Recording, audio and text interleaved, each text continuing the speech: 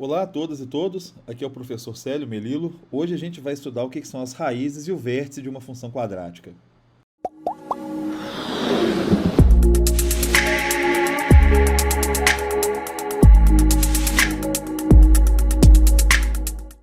Começando pelas raízes. Vamos lembrar, de um modo geral, o que é a definição de raiz, o que é uma raiz e como que a gente vai ver a representação disso no gráfico da função. Uma raiz é o valor de x para o qual a imagem, o f de x, vale zero. Então vamos voltar para o caso específico da função quadrática, em que a função f de x é ax2 mais bx mais c, na sua forma mais geral. Quando essa expressão resulta em zero, equivale a dizer que x vale alguma das suas raízes. A solução da equação ax2 mais bx mais c igual a zero é formada pelos valores de x iguais a menos b mais ou menos raiz de delta, né, que é o b2 menos 4ac, sobre 2a. E o que é o papel desses dois valores no gráfico da função quadrática? Primeiro vamos pensar aqui numa situação em que, vou chamar de x1 uma raiz usando mais, na fórmula que você já conhece, que é a fórmula de Bhaskara, e o menos para gerar o valor x2. As duas raízes, os valores x1 e x2 têm que ser os dois pontos, as duas abscissas dos pontos onde essa função cortou o eixo x. Mas aí tem que ter um pequeno detalhe, né? Para que x1 e x2 sejam realmente dois valores diferentes, eu preciso que o delta, o b2 menos 4ac, seja positivo. Porque na hora que eu somar ou subtrair a raiz desse delta, eu chego a dois valores diferentes. Se o delta não for positivo, eu não vou ter essa situação de duas raízes distintas. Mas aí que situações eu posso ter? Eu posso ter, por exemplo, uma situação na qual a função possui uma única raiz, que eu vou chamar aqui genericamente de x1. E se a gente parar para pensar, esse valor de x1, já que o único jeito das duas raízes serem iguais é o delta ser nulo, porque aí somá-lo ou subtraí-lo vai dar o mesmo resultado, se o delta for zero, menos b mais ou menos raiz de delta sobre 2a vai dar menos b sobre 2a, tanto usando mais quanto usando menos. Eu posso dizer que as duas raízes são iguais, ou que essa função possui uma raiz dupla. E essa situação não esgota as possibilidades. Eu tenho uma terceira situação possível. Eu tenho a situação em que a função não possui nenhuma raiz. A função não corta o eixo das abscissas em ponto algum. Quando isso vai acontecer? Quando o delta for negativo, que é quando o cálculo pela fórmula de Bhaskara vai me fornecer uma raiz de número negativo, cuja solução real não existe para esse tipo de equação. E aí, a função não tem nenhuma raiz real. As três possibilidades, então, em resumo, definem também a quantidade de raízes distintas de uma determinada função quadrática. Se o delta for positivo, a função vai ter duas raízes distintas. Se o delta for igual a zero, a função vai ter uma única raiz, porque o cálculo de x1 e x2 na função quadrática, na equação de segundo grau, vai resultar no mesmo valor. E se o delta for negativo, a equação não vai ter raiz dentro do conjunto dos números reais, porque não existe raiz quadrada de número negativo no universo dos números reais, que é o universo que a gente trabalha as funções nesse ano. E o que vem a ser o vértice da função quadrática? Esse ente que está ganhando destaque, por isso a gente vai estudá-lo mais em detalhes. Ele é o ponto em que a função ou atinge seu valor máximo ou mínimo. Isso vai depender do sinal de A. Eu vou colocar isso agora em um gráfico e esse papel do sinal de A ele vai ficar um pouco mais claro. Essa aqui, como a gente pode ver, é uma função cujo A é negativo, porque a concavidade está voltada para baixo. E aí o vértice, a gente vai ver o que é, mas a gente já pode afirmar.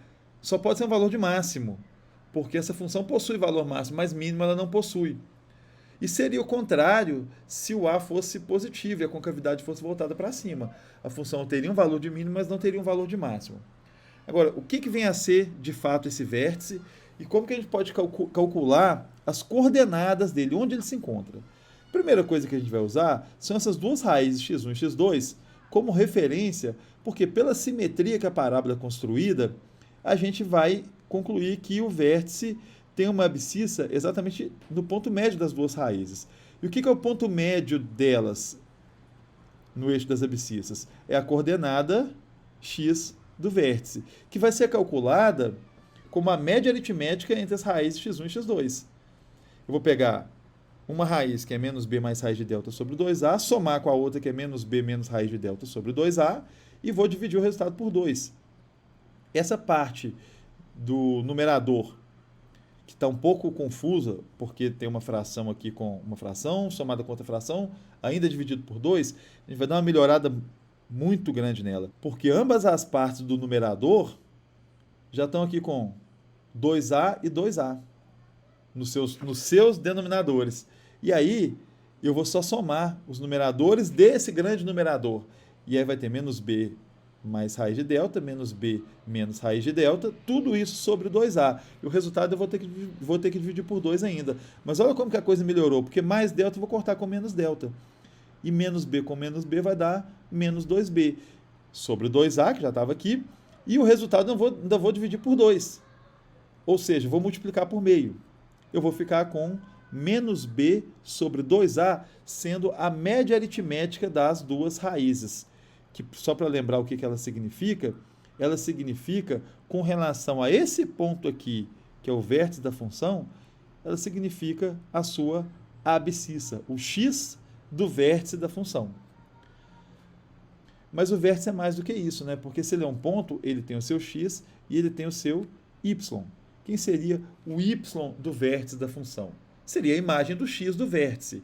Seria a imagem, o f, do menos b sobre 2a. E para calcular esse f de menos b sobre 2a, você sempre pode ir na lei da função ax2 mais bx mais c e descobrir o valor do vértice sem muita fórmula.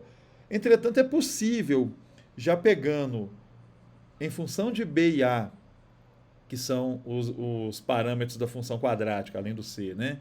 Em função desses valores que já me permitem conhecer o x do vértice, eu posso substituí-los na função ax2 mais bx mais c para tentar descobrir esse resultado que vai ser o y do vértice.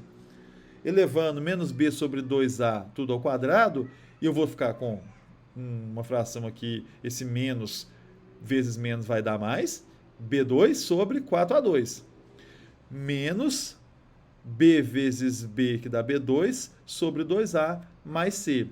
Dá para simplificar um pouco isso aqui.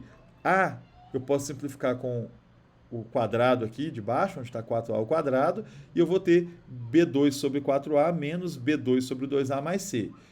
Tirando MMC dessa expressão, que é 4a, aqui eu vou dividir por 4a, vai dar 1, multiplicado por b2 vai dar b2.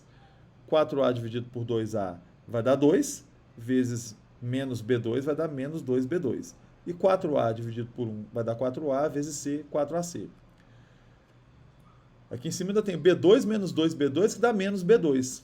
Se a gente observar aqui o que sobrou dessa reorganização desses termos, embaixo eu tenho 4a, que não dá para fazer muita coisa, mas em cima eu tenho menos b2 mais 4ac. Lembra que o delta de uma função quadrática é b2 menos 4ac. E aqui está menos b2 mais 4ac. Isso aqui é nada menos do que o oposto do delta. Isso aqui é menos delta. E menos delta sobre 4a, a gente pode sim gravar como a coordenada y do vértice. E aí eu tenho que um vértice de uma função, ele pode ser obtido a partir dos parâmetros a, b e c, pelas duas fórmulas. X do vértice vale menos b sobre 2a e y do vértice vale menos delta sobre 4a. E uma importância muito grande de se conhecer o vértice de uma função é porque ele está intimamente associado com a imagem dessa função. O conjunto imagem da função quadrática é determinado, na realidade, pelo y do vértice. Porque quando a função tiver o a negativo, a concavidade dela vai ser voltada para baixo, ela vai ter um valor máximo. E quando o a for positivo, a função vai possuir um valor mínimo, porque a concavidade dela vai estar voltada para cima. E o que isso quer dizer? Quer dizer que, numa função igual a essa primeira aí, que o a é negativo, o conjunto imagem vai ser determinado pelo y do vértice, que vai ser o próprio valor máximo da função, esse valor aqui.